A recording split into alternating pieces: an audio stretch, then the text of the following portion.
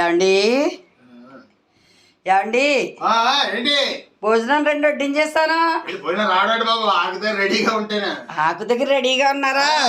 ఏంటి అన్ని ఏర్పాట్లు ఏంటి అడావుడు ఏంటి నాకేం అర్థమవట్లేదు. ఇవాళ విజయదశమా? అవును. మన రోజు పుట్టినరోజా? మీ రోజు పుట్టినరోజు కాబట్టి దర్శనం పెట్టా. కాదండి, మన పెళ్లి రోజు కూడా కదా. ఓ మన పెళ్లి రోజు తర్వాత మన పెద్దవాళ్ళం కదా, అందుకు మన తర్వాత పెద్దవాళ్ళ నీకు తినాలంటావా? కాదండి, మూడిట్లకి సరిపడన్నీ చేసేసాను. మూడు కలిపి నాకు పెట్టుతున్నావు అనమాట.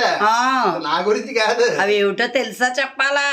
చెప్పు. ఇవన్నీ నాకు అర్థమవట్లేదు. అది మామిడికాయ పులిహార అండి. మామిడికాయ పులిహార. ఇవాళ మామిడికాయ పులిహార చేశాను. ఓకే. దాని పక్కదేమో పరవన్నం అండి. ఇవాళ అమ్మవారికి రాజరాజేశ్వరి కదా, పరవన్నం అండి. మామూలుగా అది అన్నం, ముద్దపప్పు, చింతకాయ, వామన చింతకాయలు తెచ్చుకున్నారు కదా మీరు.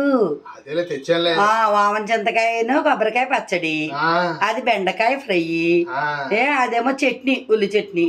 అంటే మీకు పూజ చేసుకున్నాను, నేను తిన్నా కదా, మీరు 10 రోజుల నుంచి తినలేదు కదా.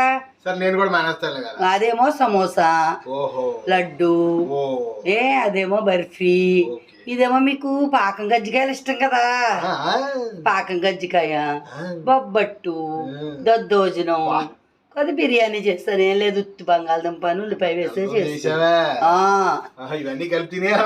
మరి తినాలి కదండి, పండగ భోజనం అంటే ఎలా ఉండాలి?